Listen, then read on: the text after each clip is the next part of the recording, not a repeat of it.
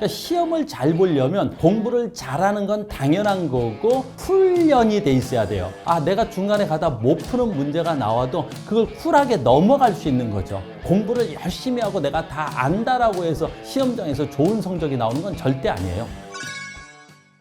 그러니까 내신도 긴 시간 동안 시험을 봐요. 보통 이제 고등학생이라 그러면 최소한 3일에서 4일, 심지어는 5일까지도 시험을 보죠. 그러니까 그 5일이라는 긴 시간 동안에 자신의 멘탈을 잘 잡고 있어야 되는 것과 시험장에서 내가 모르는 문제가 나왔을 때 그 상황에 맞춰서 여러 가지 훈련들이 필요한 거예요. 우리나라의 내신과 수능은 모두 상대평가잖아요. 그러니까 상대평가라는 건 내가 90점을 맞아야 된다. 그것이 아니라 내가 누군가보다 우위에 서야 되는 게임이기 때문에 역시 마찬가지로 엄청난 훈련을 통해서 올라갈 수밖에 없는 구조가 있는 거죠. 여러분들이 공부하실 때 문제집을 보신다면 가장 중요한 건 차례를 보고 그 차례에서 책의 흐름이 이렇게 되겠구나. 그럼 이 흐름에서 가장 중요한 것은 뭐지? 우리 출제자들도 그렇고 가르치는 사람들도 그렇고 그 흐름을 가장 중요시하는 거예요. 그런데 공부를 조금 부족하게 하는 친구들은 그 흐름을 모르는 거죠. 그리고 딱 그 단어만 달달달달달 외우는 거죠. 그러니까 상위권 친구들은 어떻게 공부하냐면 전체적으로 이 책의 흐름도가 이렇게 되는 구나. 이 단원이 이렇게 되네. 이 단원에서 중단원에서 소단원 3개가 이렇게 연결이 되겠구나. 그래서 그 연결 포인트들을 다 잘 알고 있는 거죠. 그러니까 전체적인 흐름을 먼저 공부하고 그 다음에 조금씩 잘라서 현미경 보듯이 깊게 들어가야 되는데 조금 부족한 친구들은 그 흐름은 보지 못하고 그 단원만 굉장히 깊게 들어가는 친구들이 있죠. 그런 친구들은 공부하는 데 있어서 또는 성적을 내는 데 있어서 조금 어렵죠. 공부를 못하는 친구들의 가장 큰 단점은 뭐냐면 이건 시험에 안 나와. 이건 시험에 안 나온댔어. 그러니까 본인이 딱 섹터를 정해버리는 거죠. 그리고 거기서만 공부를 하는 거죠. 근데 그 섹터 밖에서 문제가 충분히 나올 수 있거든요. 왜냐하면 본인이 그걸 정한 거지 전국에 있는 출제자들이 정한 건 아니거든요. 학교 선생님들도 수업 중에 이렇게 말씀하셨어요. 계산 문제 이런 건 보통 안 낼게. 근데 그건 학교 선생님들의 시각의 계산 문제인 거죠. 우리가 봤을 땐 이건 계산 문제가 아니라고 생각하는데 학생들은 그걸 계산 문제라고 생각하는 경우가 있어요. 그럼 이건 안 나온다 그랬으니까 안 내겠지 하고 본인 스스로 시험 범위를 줄여버리는 거죠. 그게 공부를 했는데도 성적이 안 나오는 대표적인 경우죠.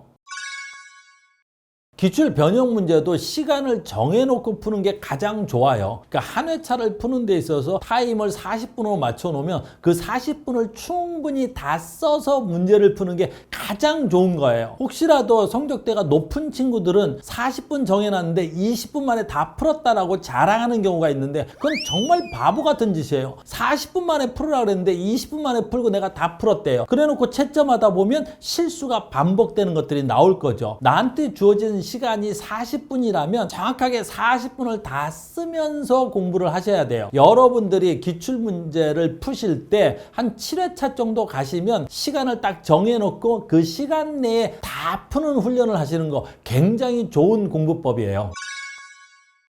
시중에 나와 있는 문제집들은 상당히 좋은 문제집들이 되게 많아요. 다만 단점으로 뽑을 수 있는 건 이렇게 문제가 많이 수록되어 있지 않다라는 게 가장 큰 문제죠. 그러니까 한 단원에서 한 15문제에서 20문제, 그 다음에 상위권 문제 아이들이 풀 수 있는 문제는 한 대여섯 문제, 그 다음에 아주 기초 문제도 한 대여섯 문제. 그러니까 전체적으로 책을 꾸밀 때 중간 단원당 문제들이 그렇게 많지 않기 때문에 시중의 문제집 중에서 가장 큰 단점은 문제 수가 좀 부족하다. 이게 좀 시중 문제집의 가장 큰 단점 같습니다.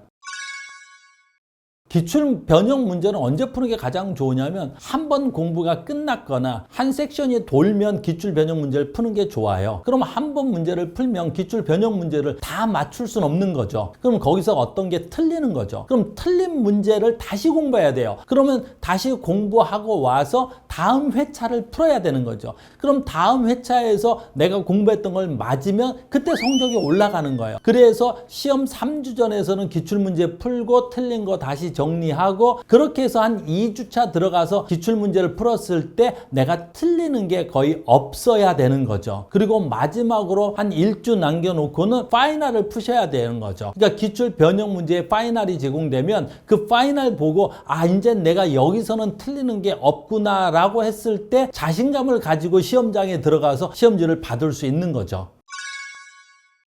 기출 변형 문제를 밖으로 내보내야 되는 가장 큰 이유 중에 하나가 제가 가지고 있는 지역 외 지역 친구들이 기출 문제를 굉장히 구하고 싶어 하거나 또는 이제 이런 분들도 많이 계셨어요. 사실은 학원비를 내고 학원을 다닐 건데 사실은 우리 아이는 학원을 올 수 있는 시간은 없어요, 원장님. 그럼 그게 무슨 말씀이세요? 그랬더니 시험 기간에 그러면 기출 문제를 받고 싶은 거예요. 기출 문제만 주셨으면 좋겠는데 기출 문제가 학원생들에게만 제공이 되니까 그냥 출석부에 올려놓고 저희는 학원은 못 올 것 같아요. 이런 부모님들이 저에게는 상당히 많이 계셨거든요. 그래서 이런 학생들이 되게 많구나. 시간적 여건이 안 돼서 학원을 못 오지만 기출 문제를 꼭 풀어서 성적을 좀 올리고 싶은 학생들이 굉장히 많다라는 걸 많이 알고 있었는데 실제로 그걸 공개할까 말까 하다는 고민이 좀 들었었는데 이번에 이제 기출 문제 변형 사이트를 만들어서 제공하기로 했습니다.